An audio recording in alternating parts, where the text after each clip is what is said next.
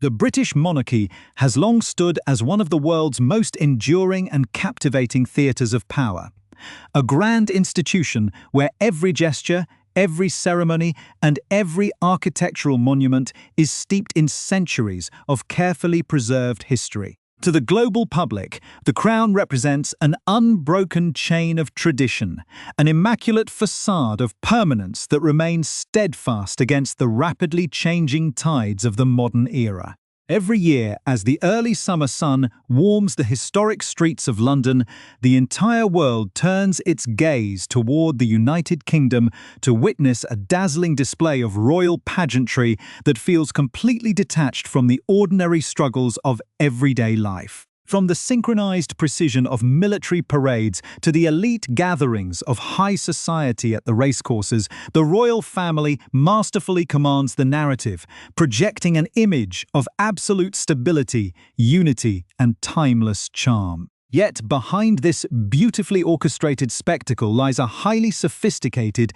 and deeply complex machinery that operates far away from the flashing cameras and cheering crowds. It is a world governed by strict protocols, unwritten rules, and strategic calculations, where the timing of an announcement can be just as significant as the message itself. For generations, observers have watched the public face of the monarchy with awe, but those who look closer understand that the true story of the contemporary crown is often found not in the grand speeches delivered from historic balconies, but in the quiet, late-night disclosures and the subtle shifts in institutional habits that occur when the world is looking elsewhere. This masterful management of public perception is never more apparent than during the peak of the royal ceremonial calendar, a period when the institution expertly leverages its grandest traditions to set a specific agenda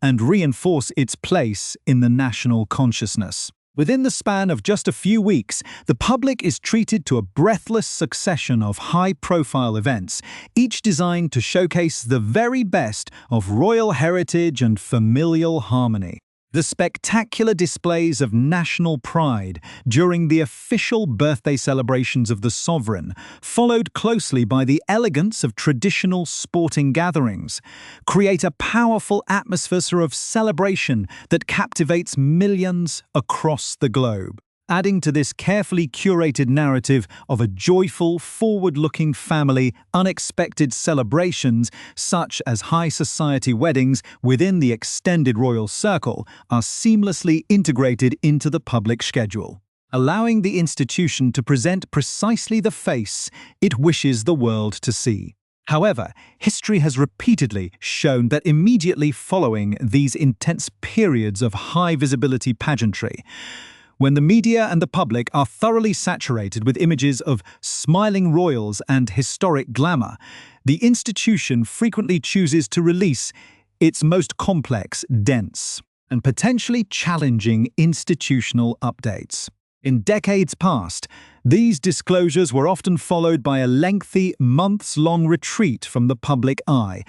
as the royal household slipped away into their private estates for an extended summer recess, leaving the public to digest the news in a state of quiet calm. In the contemporary era, however, the pace of public life has accelerated dramatically, and the luxury of total disappearance is no longer an option, meaning that when major shifts are announced, they reverberate instantly through a hyper-connected global audience, as night fell on a recent Thursday. A disclosure was made that quietly shattered decades of unspoken assumptions and introduced a profound sense of intrigue into the ongoing narrative of the modern crown. Tucked deep within the dense pages of the latest institutional ledgers and annual financial accounts, a formal declaration emerged that represents a monumental departure from the established path of the modern sovereign. To the casual observer, an update concerning institutional finances and personal contributions might seem like dry, administrative routine, a necessary but unexciting part of running a vast, multi-million-dollar estate in the 21st century. But for those who study the deeper symbolic weight of the monarchy, this particular late-night update carried the unmistakable force of a historic turning point. It spoke of vast sums of money, of unprecedented transparency regarding personal obligations, and of an extraordinary shift in the physical reality of royal life that few could have anticipated even a decade ago. For nearly 2 centuries, a single iconic fortress in the heart of London has served as the definitive anchor of the sovereign's public and private identity, a place where history is made, where world leaders are received, and where the line between the private life of the family and the public duties of the crown becomes entirely blurred. To imagine the monarchy without this central geographical anchor is to reimagine the very nature of the British state itself. Yet, the words issued from the palace inner circles have set in motion a profound transformation, signaling that the traditional boundaries of royal residency and institutional duty are being radically redrawn under the current reign, creating an atmosphere of deep speculation among historians, commentators, and citizens alike. Understanding the intricate nuances of these historic transformations requires a dedication to looking past the immediate headlines and exploring the deeper backstories, motivations, and human elements that shape the destiny of the crown. If you find yourself captivated by the hidden mechanics of global institutions, the evolving traditions of ancient lineages, and the compelling human dramas that unfold behind palace walls, we invite you to become a permanent part of our community by subscribing to this channel, ensuring you never miss an in-depth analysis as these extraordinary events continue to develop. As we look ahead to the unfolding chapters of this royal journey, it becomes increasingly clear that the decisions being made today will echo for generations to come, altering not only the way the public perceives the inner circle but also how the very space of the monarchy is utilized. The late-night disclosure has raised fundamental questions about the true purpose of the crown's most famous assets and whether the modern sovereign can truly remain connected to the populace while stepping away from the physical spaces that defined their ancestors. It is a delicate balancing act between maintaining an accessible, transparent institution and preserving the mystique that has allowed the family to endure through centuries of global upheaval, and every new detail revealed adds another layer of complexity to a story that is far from complete. The late-night disclosure that emerged from the palace inner circles has sent profound shockwaves through the fabric of British public life, revealing a reality that many had long suspected but few expected to see officially confirmed in writing. For nearly 2 centuries, Buckingham Palace has stood as the definitive symbol of the British state, an iconic 775-room fortress that has housed every single reigning monarch since a young 18-year-old Queen Victoria first moved into its grand chambers in the summer of 1837. It is a monument of staggering proportions, boasting 19 grand staterooms, 52 royal and guest bedrooms, 188 staff bedrooms, 92 offices, and 78 bathrooms. Measuring over 100 meters across the front and standing as a permanent testament to imperial history. Yet, tucked neatly within the dense, multi-page annual financial ledgers, the palace issued a formal declaration stating that upon the completion of the massive, ongoing multi-million-dollar structural resurfacing and renovation program, King Charles and Queen Camilla will not make Buckingham Palace a personal residence. Instead, the palace will be maintained solely as the ceremonial centre of royal life, the primary workplace of the royal household, and a national heritage asset with significantly increased opportunities for public and tourist access. While casual observers might view this as a practical administrative decision for a contemporary era, historians and traditionalists recognize it as a seismic and unprecedented shift. marking the official end of nearly 200 years of continuous royal residential occupation in the heart of London. This dramatic departure from tradition has completely overshadowed another headline that the palace communications team had undoubtedly hoped would dominate the public discourse. In an effort to demonstrate unprecedented fiscal responsibility, modern transparency, and value for the contemporary taxpayer, the personal tax contributions of the reigning monarch were officially made public for the first time in British history. The detailed accounts revealed that King Charles has paid a staggering sum of approximately £30 million, equivalent to roughly $40 million, in personal taxes since his accession to the throne. While palace officials have framed this publication as an extraordinary act of voluntary financial openness, seasoned royal experts note that Charles had established a clear precedent for this during his decades as the Prince of Wales, making it highly difficult for him to withhold his financial records once he ascended the throne. Furthermore, critics have suggested that this high-profile financial disclosure was intentionally timed to act as a defensive public relations shield, a direct and rapid response to recent devastating investigations by public oversight committees into the extended family's historic property and rental arrangements. These administrative revelations, which exposed how the institution had quietly covered the expensive residential rents of extended family members for over 2 decades,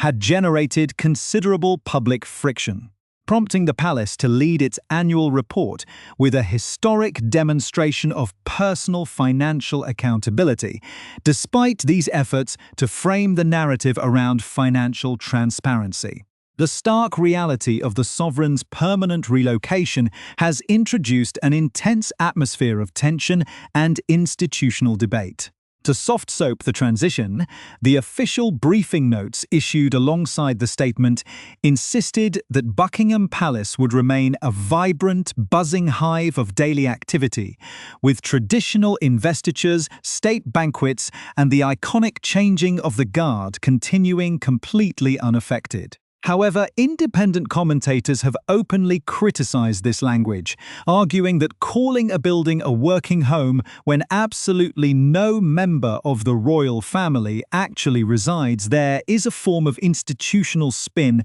that risks alienating a public that expects straightforward truth. The physical reality is that the historic structure has effectively transitioned into a grand, high-security corporate headquarters, a sprawling office building that houses a massive proportion of the royal household's estimated 1,200 employees. The palace is an enclosed world unto itself, complete with its own dedicated post office, a staff doctor's surgery, a private cinema, and a historic indoor swimming pool that was originally constructed in 1938 so that a young Princess Elizabeth and her sister Margaret could learn to swim. By permanently choosing to reside just a short distance away at Clarence House, the historic and deeply luxurious residence he has occupied since 2003. The King has fundamentally altered the psychological connection between the British people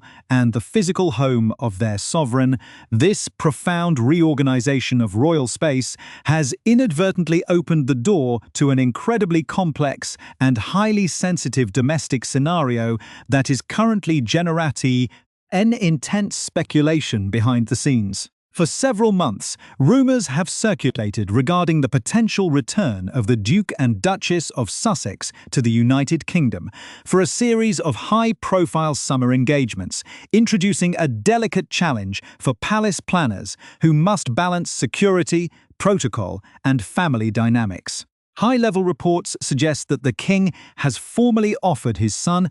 and daughter-in-law a dedicated apartment within the secure walls of Buckingham Palace during their upcoming visits, a move that is viewed as both a generous gesture of familial inclusion and a highly strategic security decision. Given that Buckingham Palace is widely considered the most heavily fortified and secure domestic fortress in the entire country, providing accommodation within its perimeter completely eliminates any complex arguments regarding public security costs and protection logistics. Yet, this potential arrangement creates a deeply ironic and almost unbelievable paradox within the ongoing royal narrative.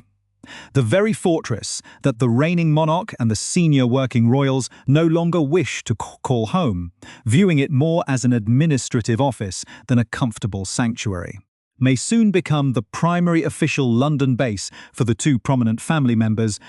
who have spent the last 6 years publicly criticizing the constraints, protocols, and internal culture of the institution itself. As these intricate threads of finance, residency, and family politics converge, the palace finds itself walking an incredibly thin tightrope, trying to project an image of unwavering stability while navigating some of the most significant structural changes in modern memory. The official statements from the Keeper of the Privy Purse have consistently emphasized a singular guiding purpose of steadfast devotion and constancy, a deliberate attempt to reassure the public that the core values of the Crown remain entirely unshaken by these spatial realignments. However, the domestic public approval ratings for the monarchy have experienced a noticeable and steady decline over the last 3 years, dropping from a commanding 65% down to 55%. While any contemporary politician would view a 55% approval rating as an extraordinary triumph, within the context of a hereditary monarchy that relies on broad, non-partisan national consensus, such a rapid downward trajectory represents a profound institutional challenge. By officially abandoning the Grand Palace that survived the aerial bombardments of World War II and stood as a global postcard symbol of national unity, the institution is taking a calculated gamble, betting that the public will accept a more streamlined, corporate, and detached style of contemporary monarchy without losing the essential emotional connection that has sustained the crown through centuries of historical upheaval. To fully appreciate the profound weight of this spatial and symbolic realignment, one must examine the deep historical foundations and the complex human biographies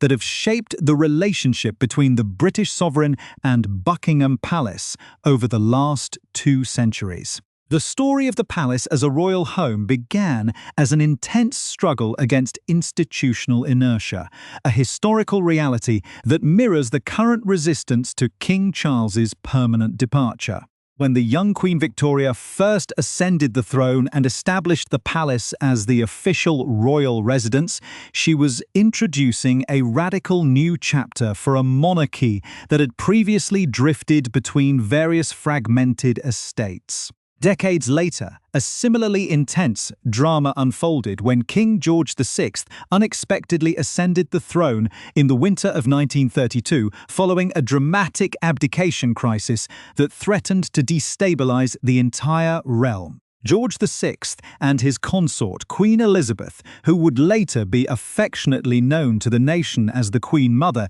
faced the daunting task of rebuilding public trust in the crown, and they chose Buckingham Palace as their primary psychological battleground. During the dark and perilous years of World War II, when German bombers repeatedly struck the capital and unleashed destruction across London, the King and Queen resolutely refused to abandon the palace for the safety of distant rural fortresses, famously declaring that they could now look the heavily bombed East End of London in the face. This historic decision permanently fused the image of Buckingham Palace with the very concepts of national resilience, stoicism, and unwavering duty, creating a powerful emotional bond with the public that has lingered vividly in the national consciousness for generations. The historical echo of that era became a defining conflict in the early life of the late Queen Elizabeth II, whose deep personal history with the palace reveals the cyclical nature of these royal residential debates. When her father, King George VI, passed away unexpectedly in February 1952, the young Princess Elizabeth was enjoying a peaceful and deeply happy domestic life with Prince Philip at Clarence House, a residence that they had painstakingly modernized and filled with their own personal treasures. Much like King Charles today, the young Queen and her husband were fiercely reluctant to abandon their comfortable family home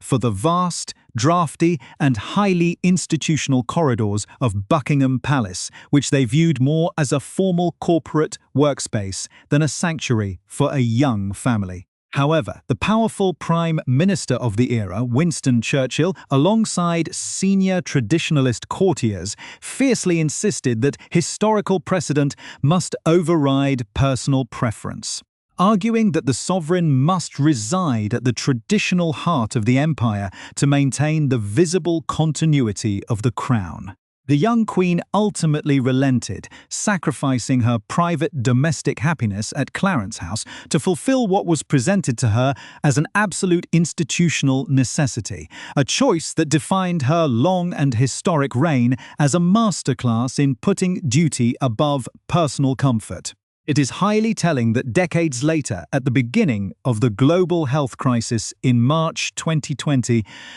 Queen Elizabeth II quietly departed Buckingham Palace for Windsor Castle and chose never to spend another night within its walls. A long-delayed correction to a residential decision that had been forced upon her nearly 70 years earlier. This rich historical tapestry stands in sharp contrast to the rational contemporary approach of King Charles, whose personal biography and long-held philosophical convictions have driven this permanent shift away from the grand monument. Now in his late 70s, Charles has spent his entire life preparing for the burdens of the crown, while simultaneously cultivating a highly distinct, deeply personal lifestyle centered around architectural preservation, environmental sustainability, and a preference for human-scaled domestic environments. Since taking over Clarence House in 2003 following the passing of the Queen Mother,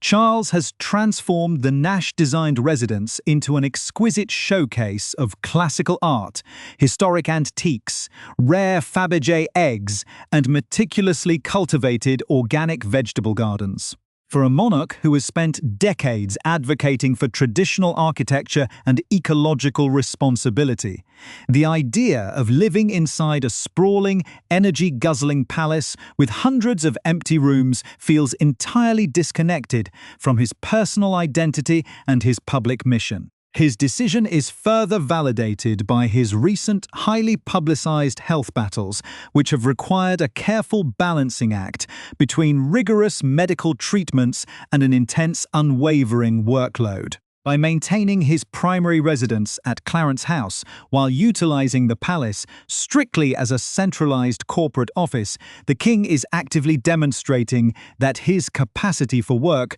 remains entirely undiminished, firing ahead on all cylinders to fulfill his duties without wasting vital personal energy trying to colonize an uninviting and cavernous monument. This administrative pragmatism, however, cannot completely obscure the rising institutional tensions surrounding the physical preservation of these vast historic estates and the massive financial investments required to maintain them. The latest financial disclosures revealed that the Crown Estate has experienced a massive surge in revenues, driven primarily by highly lucrative offshore wind energy projects, a portion of which has been directed toward the colossal, multi-year structural renovation of Buckingham Palace itself. For years, the historic structure had fallen into a perilous state of disrepair, with ancient wiring, crumbling masonry, and a notorious infestation of rodents, creating an environment that was becoming increasingly dangerous for both the royal household and visiting dignitaries. The urgency of these extensive renovations was underscored years ago when a massive chunk of falling plaster narrowly missed hitting Princess Anne, highlighting the severe neglect that had plagued the palace's infrastructure during the latter half of the 20th century. Although the current cycle of public funding ensures that hundreds of millions of pounds will continue to flow into the preservation of these occupied royal palaces until the early 2030s. Critics and taxpayers are increasingly questioning the long-term utility of allocating such extraordinary sums to fully refurbish a 775-room fortress that the sovereign has officially designated as an empty residential shell, as the physical palace transitions into a highly efficient corporate heritage asset with expanded opportunities for public tourism. The symbolic relationship between the British public and the Crown is entering entirely uncharted and potentially volatile territory. For nearly 2 centuries, international visitors and domestic citizens alike gathered outside the iconic iron gates of the palace, looking up at the royal standard flying proudly against the London sky with the magical, comforting belief that the sovereign might be sitting just inside, having a cup of tea or walking through the private gardens. With the official confirmation that the palace is now merely an office building, that essential romantic mystique is permanently severed, transforming an active living monument into a sterile, commercialized museum that functions primarily as a highly lucrative moneymaker for the tourism sector. This profound shift comes at a time when domestic public opinion is showing clear signs of fragility, with long-term approval numbers experiencing a steady contraction that some seasoned observers describe as highly concerning for the future stability of the hereditary institution. While a contemporary politician would celebrate a stable majority of public support, a constitutional monarchy relies on an overwhelming, almost unquestioned national consensus. And the decision to abandon the traditional home of the sovereign out of personal preference risks presenting the Crown as an institution that is drifting away from its foundational obligations. Ultimately, the true consequences of this historic announcement will unfold over the coming months and years as the public watches how these vacant royal spaces are utilized and whether the complex family dynamics surrounding the Duke and Duchess of Sussex will manifest within the palace walls. The intriguing prospect of the palace becoming a secure sanctuary for extended family members who have spent years publicly challenging the institution introduces an element of unpredictable drama that ensures the global fascination with the Crown will remain as intense as ever. History is rarely made through sudden, isolated events, but rather through the slow, steady accumulation of institutional shifts, administrative choices, and personal compromises that gradually alter the fabric of national traditions. King Charles has made his definitive choice, betting that a streamlined, modern, and transparent corporate monarchy will prove resilient enough to survive the challenges of the 21st century without the comforting weight of traditional residential permanence. Whether this calculated gamble will secure the long-term future of the Crown or slowly erode the emotional magic that has sustained it for centuries is a question that only time will answer. Leaving the world to watch with bated breath as the grand theatre of the British monarchy